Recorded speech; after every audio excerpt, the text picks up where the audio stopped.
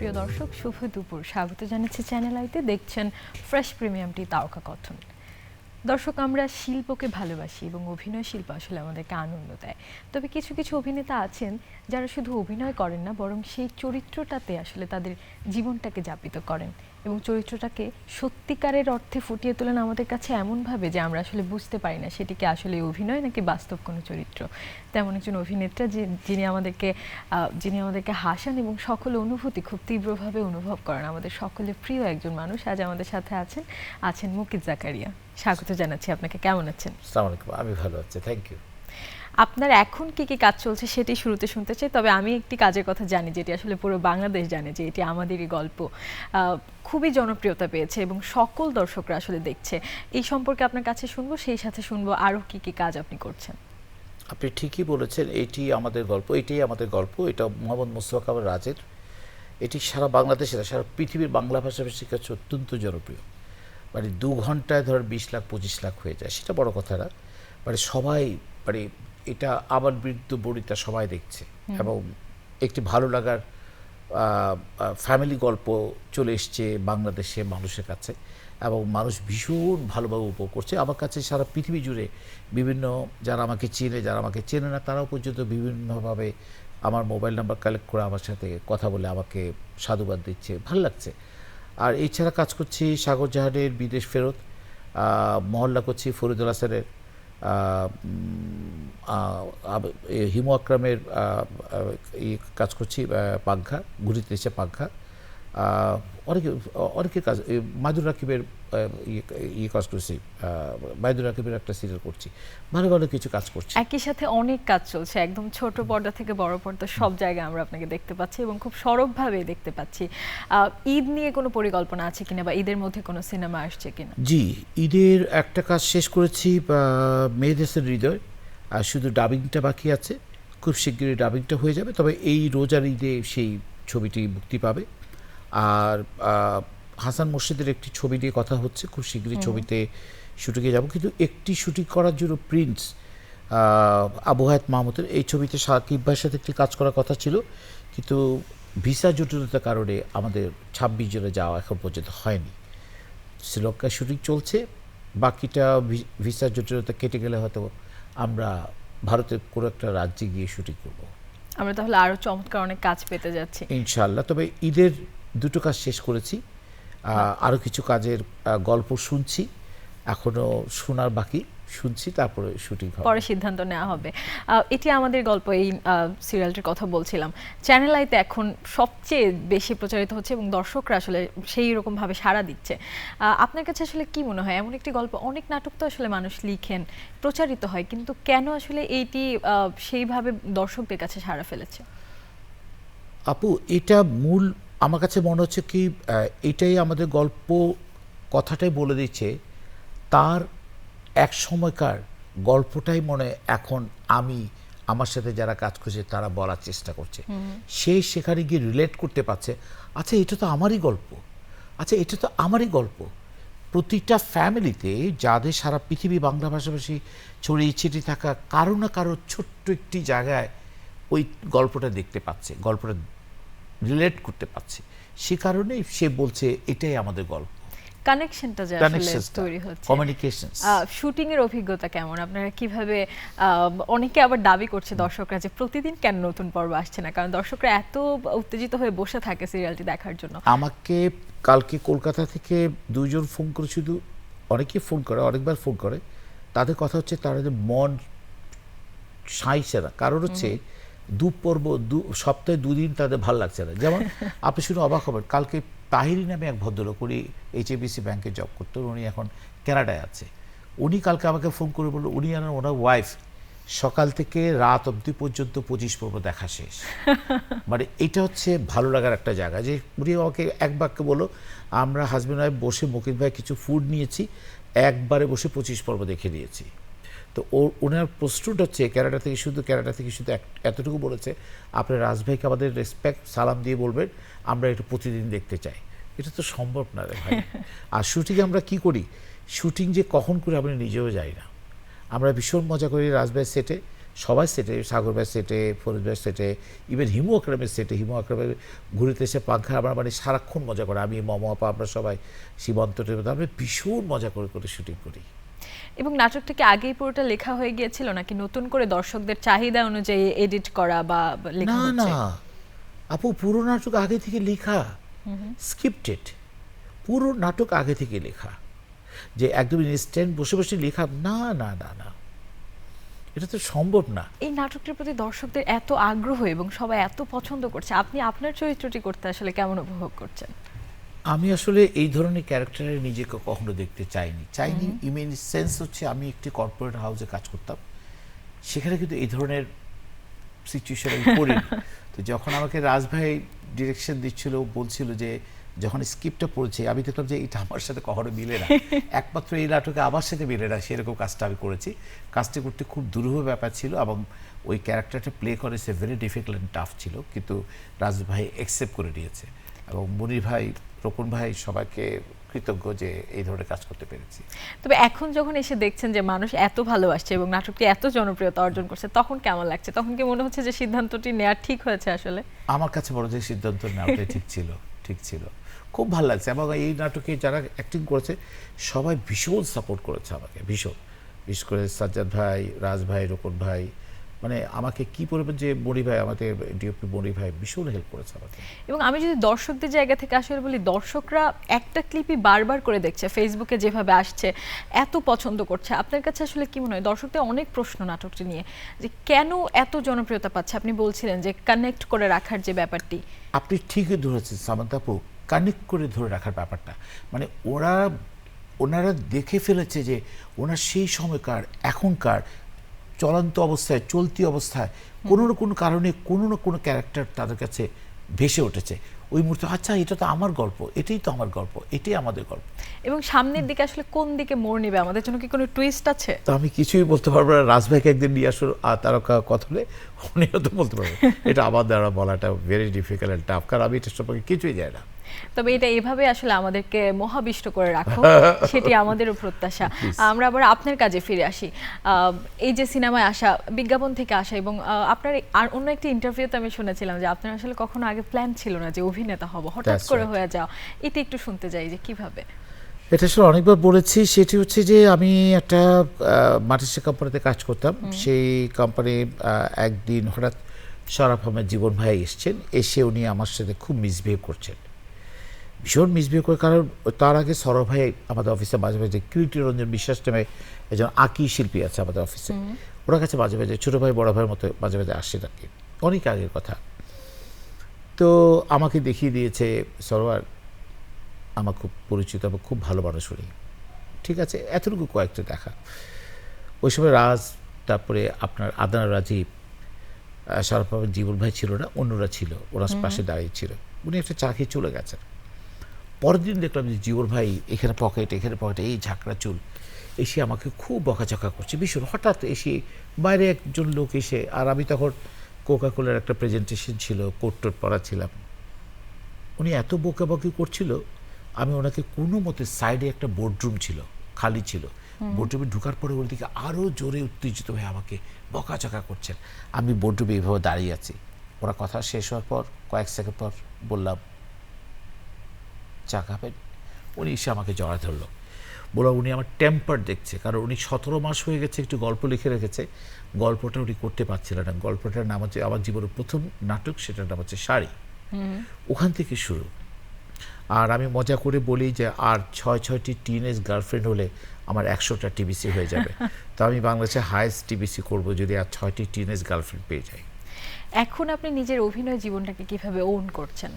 এই যে হঠাৎ করে চলে আসে, কিন্তু আপনাকে দেখে তো এমন কিছু মনে হয় না, মনে হয় আপনি অভিনয়ের জন্যই আসলে তৈরি হয়েছেন। কিভাবে? না, অভিনয়ের জন্য আমি তৈরি হইনি, আমি আসলে একটা কর্পোরেট হাউসে কাজ করছি, বাট কাজ করতে করতে হঠাৎ একদিন ওই ওই ওই কর্পোরেট হাউসের বসের এক ধরনের টর্চারের কারণে আমি আসলে ইনিশিয়েটিভ নিয়েছি যে আমাকে এই 24 ইঞ্চি, 26 ইঞ্চি, 57 ইঞ্চিতে একদিন আসতেই হবে। তো আসতে পেরেছি, ওই বসকে ধন্যবাদ, বস ওই ধরনের মিসবিহেভ আমার সাথে না করলে আমি হয়তো আজকে আসলে তৈরি হতো না। চ্যানেলের এই তারকা কথনের রুমা আপা তারকা কথাটা বুঝতে পারতাম না। আপনি নিজের অভিনয় দেখেন? না, কখনোই না। খুব একটা দেখা হয় না, খুব একটা মানে কি একদমই দেখা হয় না। পরিবারের মানুষজন কি বলে যখন একটি নতুন অভিনয় দেখতে পায়? সবাই কেন যদি ভালো বলে, খারাপও বলে, কিন্তু ভালোর ইয়েটা অনেক বেশি ভারী। কারণ আমি তো আসলে মঞ্চ থেকে আসিনি। আমার কাছে মাঝে মাঝে মনে হয় মঞ্চ থেকে এসব এক্সারসাইজ করে আসলে, চর্চাটা করে এলে মনে হয় আরও ভালো কিছু করতে পেতাম, এবং দর্শকদেরকে আমি আমার কাছে মনে হচ্ছে আমি মনে হয় প্রতারিত করছি, আরও ভালো অ্যাক্টিং দিতে পারতাম। সেটি আসলে দর্শকরা বলতে পারবে, সেখানে আমরা আপনার মতামতটি নিচ্ছি না। এখন আসলে নিজেকে কি মনে হয়, একজন সফল অভিনেতা কি মনে হয়? অনেক দিন তো আসলে অভিনয় করেছেন, টিভিসি করেছেন। না সামান্তাপু, সফল বলবো না, প্রচুর কাজ বাকি রয়ে গেছে, এখনো অনেক বাকি। মাত্র তো আমার বয়স 18, কেন নিজেকে ডাউন করে দিচ্ছেন? সো দ্যাট আমার কাছে মনে হচ্ছে যে আমি আরও বেশ কিছু কাজ করতে চাই। শিল্পীরা আসলে চির নতুন, তাই আপনার বয়স 18, এই কথাটা আপনি বারবারই বলে থাকেন, সেটা আমরা মেনে নিচ্ছি।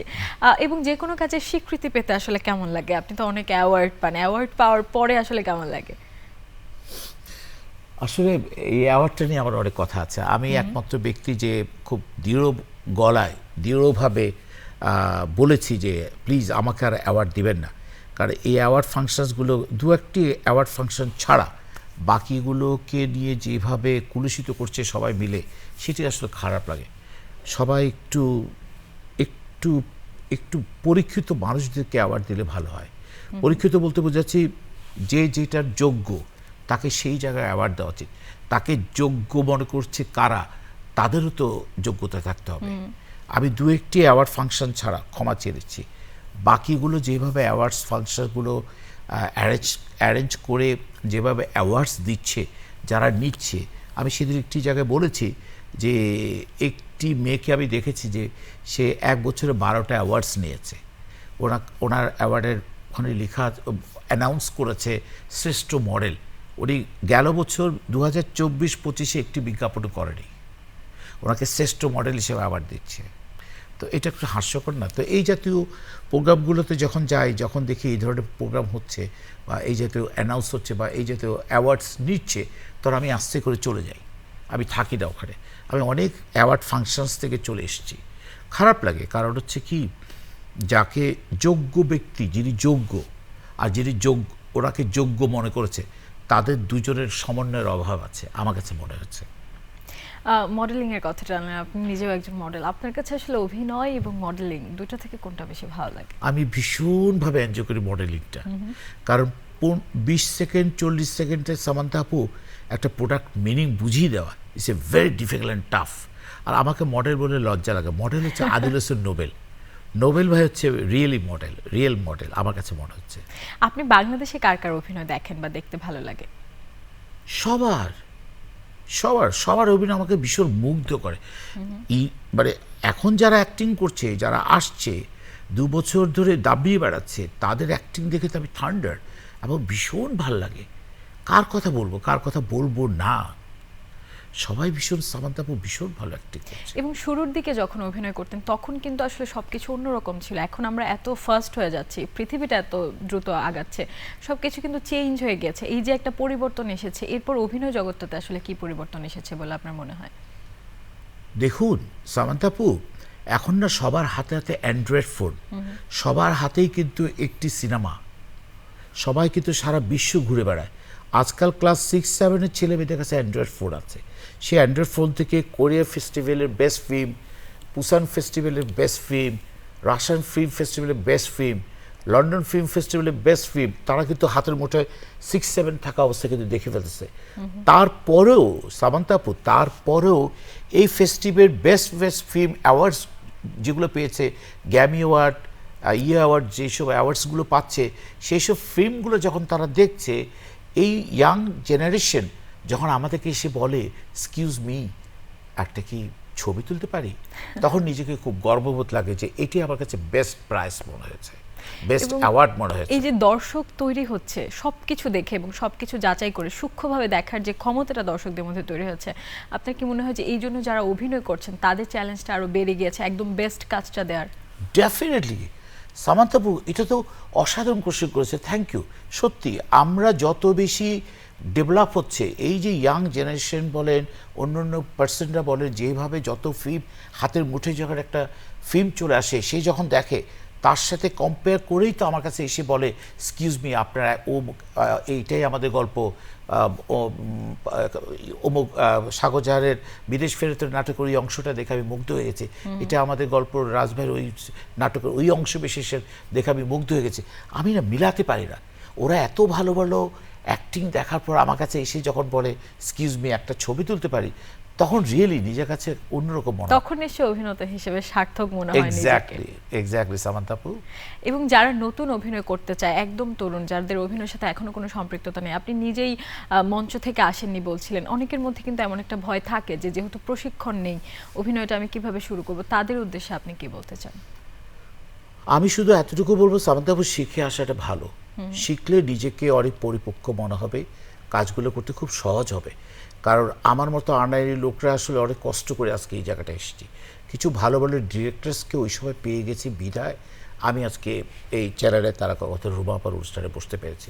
এবং এইটার জন্য আমি মনে করি আমি অনেক কষ্ট করেছি। আসলে কষ্ট করে ওই আমি যে বেশ কিছু জায়গায় বলেছি যে ভাইরাল হওয়ার জন্য বা ভিউ বাড়াবার জন্য অ্যাক্টিং করার দরকার নেই। প্রথম 10টা বছর ধ্যান দিয়ে, জ্ঞান দিয়ে স্ট্রেট একটাই থাকা উচিত যে আমি ভালো অভিনয় করতে চাই, ভালো অভিনয় করব। এই দুটো জিনিস তার মাথায় ঢুকিয়ে দিতে হবে যে আমি ভাইরাল হতে চাই, আমি এই হতে চাই, এটা কেউ হতে চাবেন না। প্লিজ 10টা বছর ধ্যান দিয়ে কাজ করুন। এবং আপনার কাছে এখন কি মনে হয়, আমরা আসলে এত ভাইরালের সংস্কৃতিতে চলে এসেছি, এটা কি একজন অভিনেতার জন্য ভালো নাকি আসলে খারাপ হয়ে যাচ্ছে দিন? ভীষণ। অভিনেতা কাকে বলছেন আপনি? সামান্থা আপু, অভিনেতা কে? অ্যাক্টিং করলে কি তিনি অভিনেতা? নো। অভিনেতা এত সহজ জিনিস না। শিল্পী, ওরে বাবা, এটা অনেক বড় একটা অর্জন। শিল্পী এত সহজলভ্য জিনিস নয়। শিল্পী হতে গেলে রুরালালা শিল্পী, ওরে বাবা, রুরালালা, সাবির ইয়াসমিন, সৈয়দ আব্দুল হাদী, ওনারা হচ্ছেন শিল্পী। একজন শিল্পী এত সহজে আসে না। একজন শিল্পী হতে গেলে মিনিমাম 40 থেকে 50 বছর লাগে তার যে এই শিল্পী জায়গায় আসতে। অভিনয় করার চেষ্টা করি, আমি এখনও অভিনেতা হতে পারিনি, মডেল হতে পারিনি। আমি চেষ্টা করে যাচ্ছি। আমার জার্নি কত? আমার বয়স 18, জার্নি হচ্ছে 13 বছর। তো এই 13 বছরে আমি যদি ভাবি যে আমি একজন বিগ অভিনেতা, বিগ মডেল, তাহলে আমি ভুল করছি। আমি ক্ষমা চেয়ে নিচ্ছি চ্যানেলে। আপনার প্রিয় অভিনেতাকে বা আপনি কাকে অনুসরণ করেন, এমন কি কেউ আছে? আমি কাউকে অনুসরণ করি না। আমার প্রিয় অভিনেতা আপনিও, যারা আছে সবাই। না, কাকে দেখে আপনার স্ক্রিনে দেখতে খুব ভালো লাগে বা কার নাটক বা সিনেমা দেখার জন্য আপনি অপেক্ষায় থাকেন? সবার। কাকে বাদ দিব? আপনি বললে আমার আঙ্গুল সব শেষ হয়ে যাবে। প্রচুর, সবাই অভিনয় আমার ভালো লাগে, আমাকে মুগ্ধ করে। আমি তাদেরকে মুগ্ধতা দেখে, অভিনয় দেখে আমি কিন্তু আপ্লুত হয়ে অ্যাক্টিং করার চেষ্টা করি। এবং আপনি বলছিলেন যে দর্শকরা আসলে যেভাবে তৈরি হচ্ছে বাইরের সবকিছু দেখে, সেই জায়গায় অভিনেতারা আসলে কি করছে বা যারা শিল্পী তারাও কি আসলে গ্লোবালি এখন শিল্প জগৎটাকে দেখছে, সবকিছু দেখে নিজের মধ্যে আরো নতুন কিছু তৈরি করার চেষ্টা করছে কি?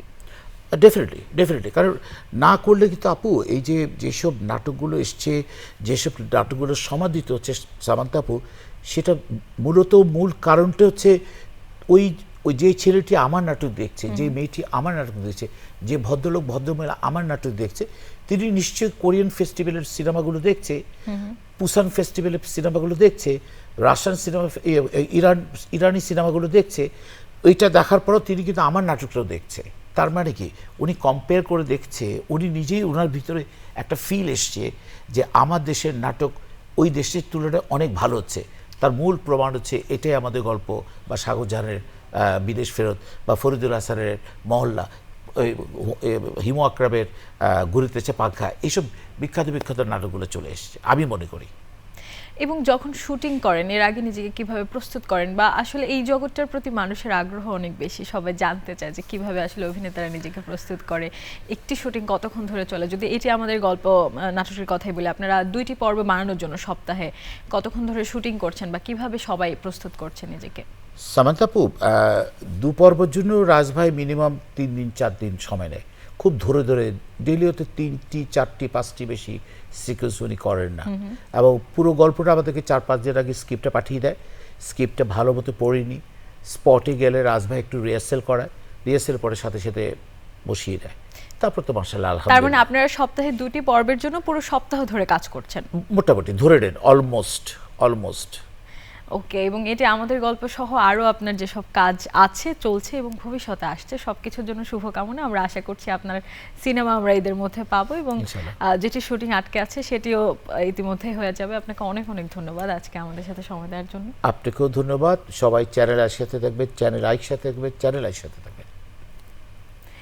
প্রিয় দর্শক, যারা আমাদের সাথে ছিলেন তারকা কথনের আয়োজনে আপনাদেরকেও ধন্যবাদ জানাচ্ছি, এবং আমাদের একজন প্রিয় অভিনেতা, আপনাদের একজন প্রিয় অভিনেতা, প্রিয় মানুষকে নিয়ে যখন আমরা তারকা কথনের আড্ডায় আপনাদের সাথে থাকি আপনাদের নিশ্চয়ই ভালো লাগে, এবং আপনাদের ভালো লাগার জন্যই আমাদের সকল আয়োজন। আপনারা চ্যানেলের পরবর্তী আয়োজন দেখবেন সেই আমন্ত্রণ জানিয়ে তারকা কথন থেকে বিদায় নিচ্ছি।